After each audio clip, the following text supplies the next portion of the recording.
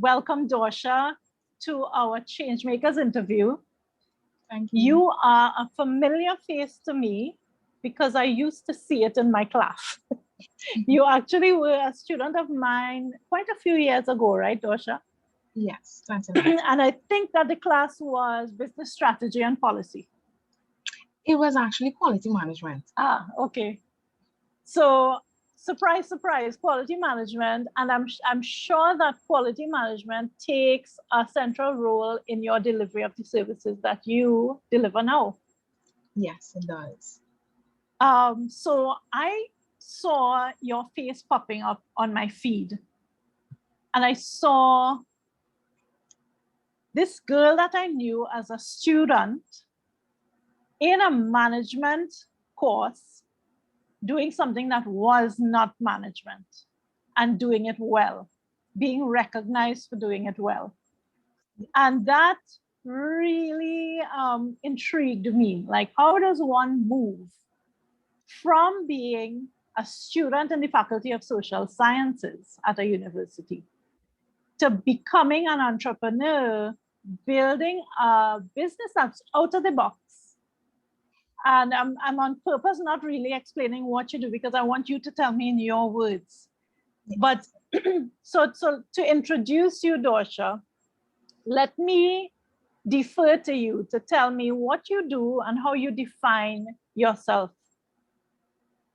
Thank you so much for having me first to begin and for the invitation. So I am Dawsher Charles and I am an educational development coach and consultant. So when persons hear me say that, they're like, what do you mean, oftentimes they would think that the thing that I do is like a tutor or someone who teaches subjects, but I'm totally nowhere close to being a tutor with regards to teaching subjects. I do, however, I coach students and I consult with parents regarding their child's educational journey.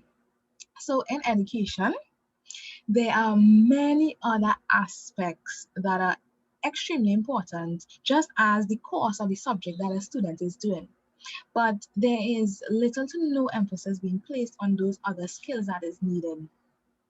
Actually, I am the founder of Survivor Scholars, and the Survivor Scholars is an organization that is a support system. We empower students with social and emotional learning skills to have that emphasis and proactive approach to mental health in education. And how I came about this was in 2017, in my university experience. I just came to a realization that, oh my gosh, I was like depressed. And I began to wonder, if what I'm doing is for me, if I'm on the right path, all sorts of questions I had for myself. And also, I realized that all my classmates, all my friends, and they also felt the same way. Like school wasn't the way it usually would be anymore.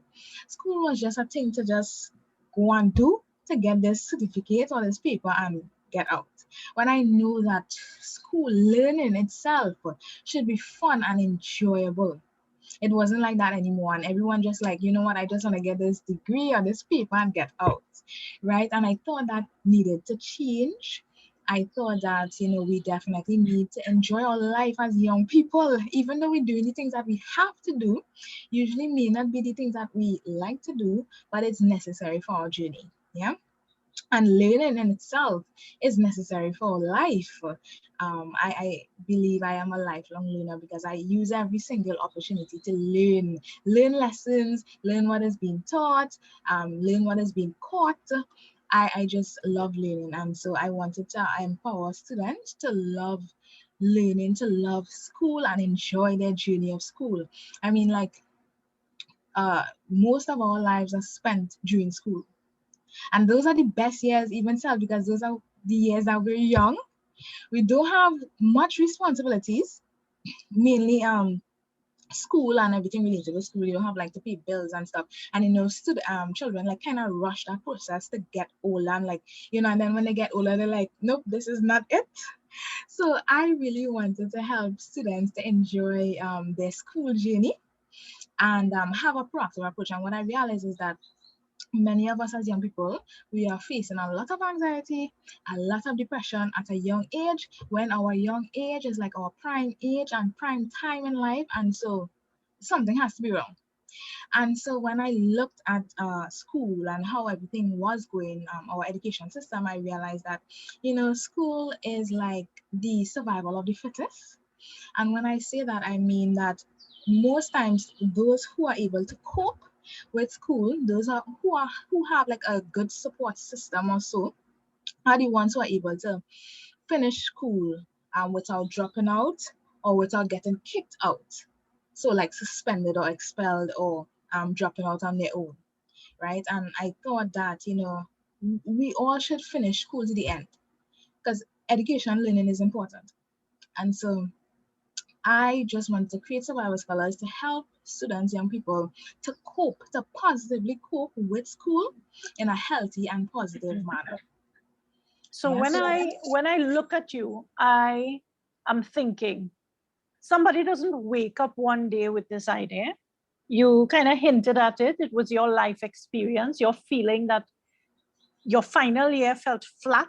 It felt like you were going to class from a place of duty, of compulsion. I have to get this piece of paper, as opposed to I am really gung-ho about this. I'm going to squeeze every drop of enjoyment and value out of it.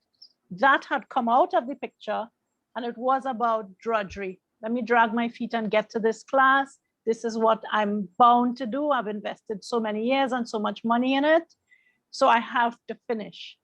And certainly life should be more than that, right? Most definitely. So we want to remind people, no matter what you're going through, no matter how much adversity, there is joy to be had, there's fulfillment to be had, but you need to wake up that side of you that has forgotten.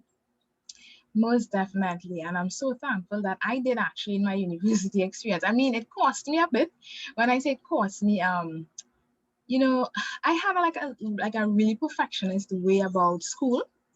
And so like after I overcame my period of depression, I went to our counseling CAPS and whatnot.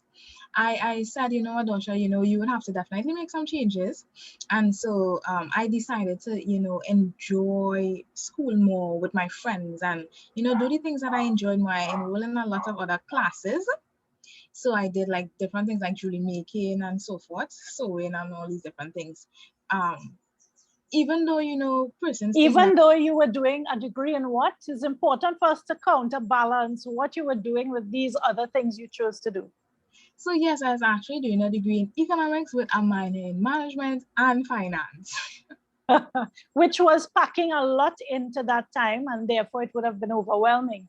But you decided, you know what, there must be more to really fill out my life. And so you gave yourself permission to move from the serious pursuit of academic excellence to a little more joy and a little more fun. And there's nothing wrong with that. So jewelry making shocked the heck out of me when you told me I chose jewelry making, but that is so cool.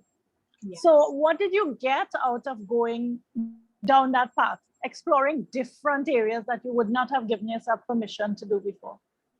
Well, I actually discovered, some of my talents. So I did a lot of things. I did jewelry making, I did cake icing, I did sewing. I realized that I had a creative side to me, and it wasn't just about this Dawsher who could pass exams well and speak well and write well, So I really saw that other aspect of myself, and I knew that I had that creativity within me. So you made it your business to build up your competence at playing well as well. Yes. And that is such an important thing, but something that we aren't taught to do.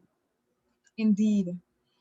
Yeah. And I remember hearing that in your class as well, Miss. Seriously? Okay. That, everything in life we're supposed to enjoy. And, when I looked at things in university and students and whatnot, I realized that many students were not really enjoying their university experience. And so it's definitely a way that I look at doing things in survival scholars, enjoyment of learning, fun of learning. Yeah. You just made my day. Sometimes I'll tell you things about life in class, but to know that it was a seed and it took root and it helped, that is important to me. Yes. So tell me, Dawsher, to have reached this place, you, again, back to this seed, you must have had some experiences that shaped you and that led you to grow into the person that you are now. Tell me a little bit about your background, your childhood experiences and so on, and how they shaped what you recognized as the gap, as well as what you realized as the solution. Yeah, so growing up younger with my dad, single parent, having to help my dad with his numerous businesses, Panacol, selling pudding, selling chicken and chips, cow soup, corn soup in San Juan in the market to groceries.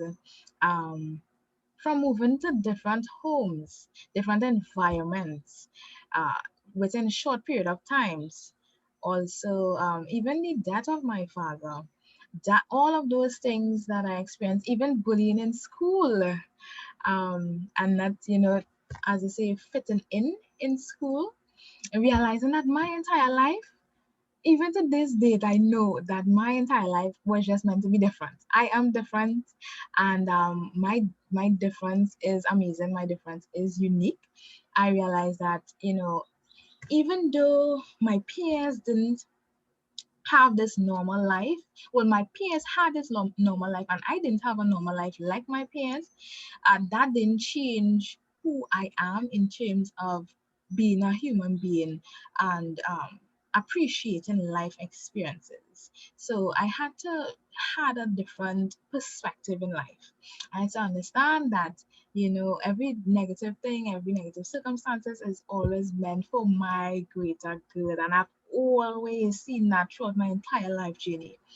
So at any point in time when I ever tried to question, why am I going through this? Why is this why am I getting this experience? It God always revealed to me, like for instance, the death of my dad. Like at 18 years old, like I was like, wow, how something like this could happen. A young teenager can't even comprehend, the reason for something like that. But I always believe that, everything happens for a reason. And to be honest, God always gives us that peace that passes all understanding. Even having to help my dad with his businesses from as I came home from school from 2 till 3 a.m. in the next morning. I went to go sleep and get ready for school the next morning. Wondering, oh my gosh, why do I have to help my father sell while my friends and they are out watching the movies, home relaxing, watching TV, and I have to be working, you know? And I realized that these things I encountered to make me stronger and more resilient, and also to help me help other young people go through these things much more easier, much more comfortable, and with assurance and that hope to know that once they get through, things will be so much better. I am listening to you, and they talk about how the fire can forge you into what you have become. You were forged in a fire of entrepreneurship from young, and therefore now you're a young person with the presence of a much more seasoned person, because Indeed. you've been doing this for the 10 years.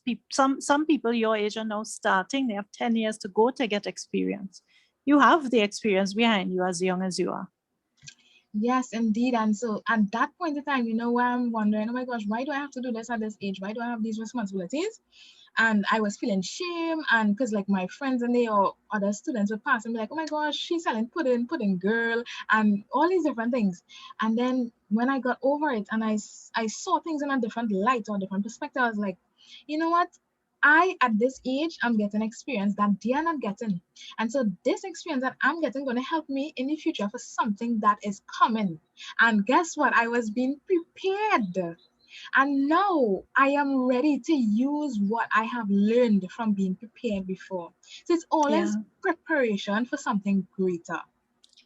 And now you are the change maker who is lighting. Your legacy is going to live on through everybody that you serve, that you teach in this way. And that's how you change the world. You do not change the world by going on Facebook and complaining that Bezos went up in space and he should have used his money differently. I mean, how are you changing anything by putting out a long post complaining about him and his choices? How about take some Right. action yourself? So I want to Yes. celebrate that you are a change maker because you are so action focused and learning focused. You don't have to be perfect in any one moment. When Yeah. you make a mistake, everybody else makes mistakes. What can I learn from it and how can I move forward stronger next time? Yes, indeed. There's a glow about you, Dawsher. And that glow comes from, I think, being the person who has walked the hard road and being the person that, despite that hard road, blames nobody and says, you know what can I do to make my life the best it can be, given that I can't change the past, given that all I have in control right now is now. Yes, indeed. We only have now So, and so we who can't would you really. say is your ideal client? I would say my ideal client is parents who have students ages 8 to 18 years old. And Okay. then also I work with tertiary education students as well. I do so directly and indirectly because actually we have a club in UE also. So it's UE Survival Scholars Society. Okay. And so they could come to be part of the club and learn approaches and so on. Are some of your services provided free and are some paid? How do you structure what you do? Yes, so definitely some of our services are free.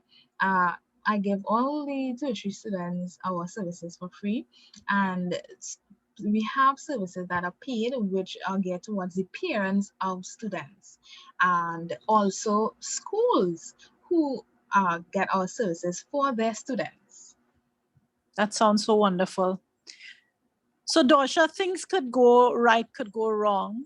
And recently, we've had about a year and a half of very challenging times all over the world.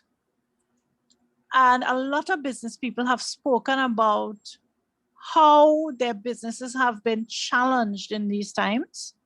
We know educators have been challenged in these times. And we know that students have been challenged, as have parents. How has all of this affected your business and you?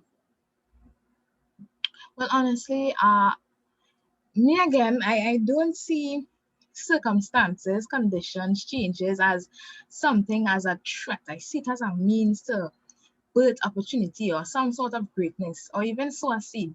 And so I saw that means of creating change. I saw it as a means to even help further show the reason why or how this pandemic or this circumstances that we are facing really is to help us, honestly.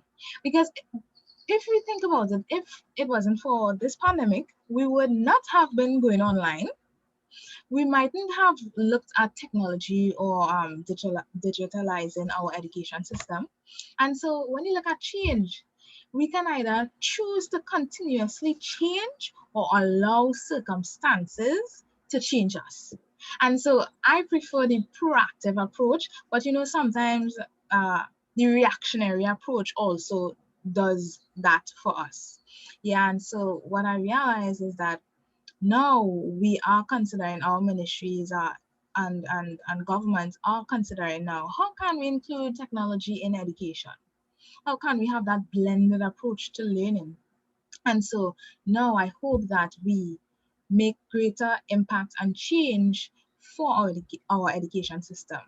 How How can do we? you how do you recommend or what do you advise parents to do for or with their children beyond the digital means in order to aid learning and attitudes of lifelong learning?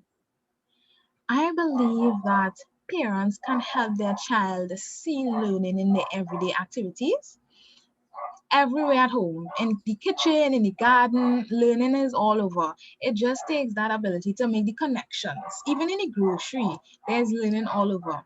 Yeah, and also to help their child by getting the resources they need or looking for resources at home to incorporate into learning to make learning fun and enjoyable, such as those hands-on activities, looking at using palette sticks and different numerical items, or any item that could be used and merged into learning to make it more fun, even using puppets for English and storytelling and so forth, I mean, learning can be made fun and enjoyable.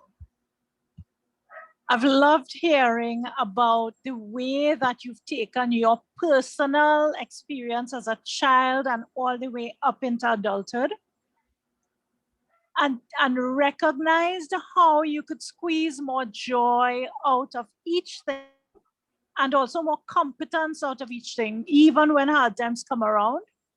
How do you help your students to cope better with adversity? Because that's also something that everybody's going to experience, and it can be a real downer for us. Yes. So with adversity, I would say that it's something to be very observant about. First, begin look at all the factors that are included into that adversity, and now try to pull out all the good, look at it from that positive perspective, see how whatever adversity it is can work for you, how you can use it now to propel you on your journey. Is it that you need to do something in a different approach? Is it that you need to seek advice or any assistance from anyone else? I believe that no matter what we go through, anyone can achieve despite any adversity. So we don't have to do it on our own, and we don't have to be embarrassed. No. It's quite fine for us to show that we are facing challenges because other people have been there and we'll be able to get support. Yes, most definitely. And something I would also say is that even though, whatever adversity it is, whether it's a mistake, whether it's a circumstance, whether it's change that you experience, one of the most important thing to remember is that goal and vision that you see for yourself. Because honestly, these things will happen.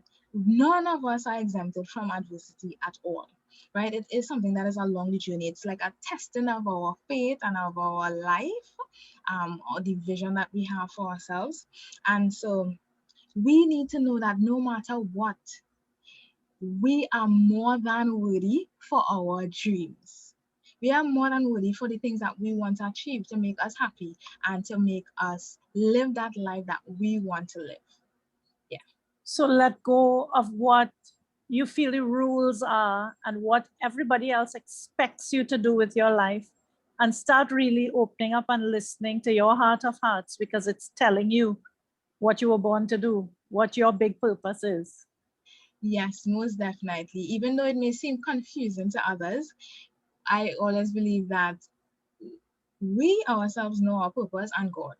That's the two people who are sure about what we're supposed to do. No one else needs to know. They will probably realize or understand it as it's resolved or unreal. But we are very, very sure about what we have to do. We just need to trust in that voice and not allow fear to get to us. Yeah. Dawsher, you just recently won an award.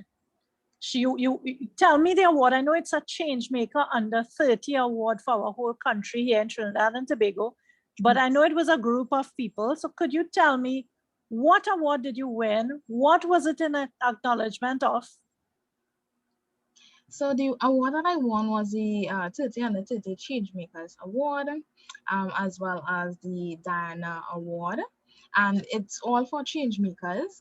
It's most definitely in light of the contributions that I have been making in education, in empowering students, to have that proactive approach to their mental health and wellness throughout their academic journey, to cultivate that love for learning, empowering young people to be lifelong learners and resilient warriors. Congratulations. I felt so proud to see that you were getting recognition for something that really came from the heart.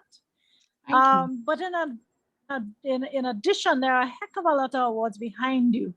Could you tell us what all of those are? So the awards behind me are from school, from being recognized throughout my journey as a young person, for my tenacity, for my resilience that I didn't even know existed in me, but my teachers and they saw it in me, community leaders and they saw it in me, and so it fit to award me these awards because of my resilience.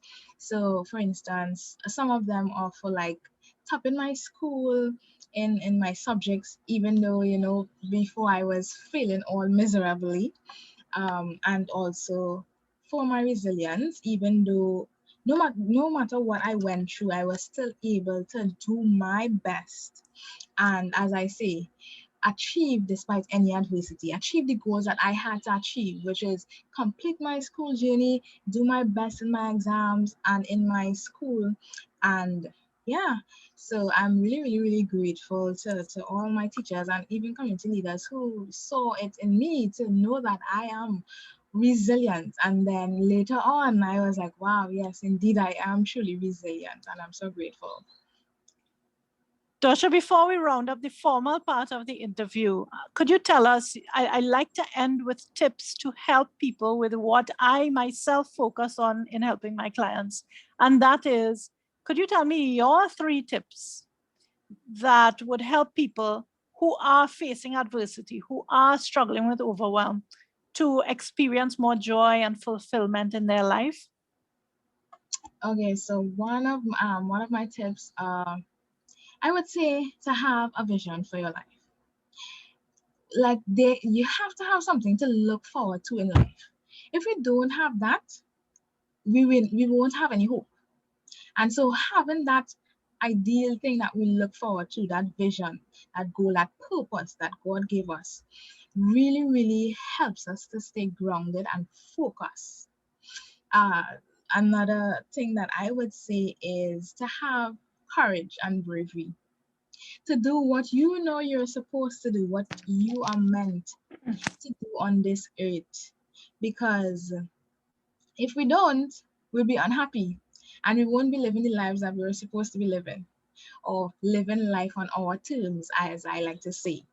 Yeah, so have the courage and the bravery to to live that life, and also to get mentors and like a support system. Have a strong support system that can help you, who you can gain advice from, who can, tell you about the mistakes that you're making or what you could have done better, who could give you advice in advance to help you to catapult your journey, as I like to say. They would give you the great advice that you don't need to like do it in trial and error to learn about it. You can just get to that next level.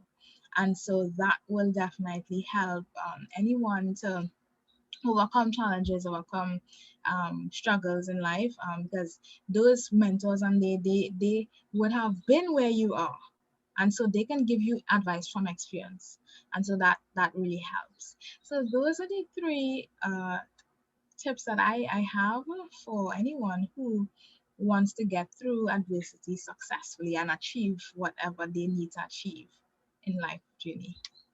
Thank you, Dawsher. It's been a pleasure to get a little peek into what has sparked your desire to go down the path you are going down and to celebrate the successes you've had so far. I'm looking forward to so much more because you are relatively young and you have far to go and so much more of an impact to make, as I know you're aware. Yes. Congrats on being recognized for the work that you have already been doing. And I look forward to seeing even more to be proud of you for. Thank you so very much, Miss. I really appreciate you and crossing paths with you on my journey as well. That's such a pleasure. So everybody, thanks for joining us today. I'm the author of a book called Lighting the Path, and it is to help people who are going through a particular challenging circumstance, which is being special needs parents. And so if you are a special needs parent, or if you are facing a lot of adversity and you don't know how to cope with overwhelm, I invite you to come join me in a Facebook group that I have called Claiming Joy and Fulfillment, because we all have the right to enjoy our lives and feel fulfilled every day, no matter how challenging the journey may be. from one moment to another. Indeed. Thank you, Dawsher, and I will see you again very, very soon. Thank you.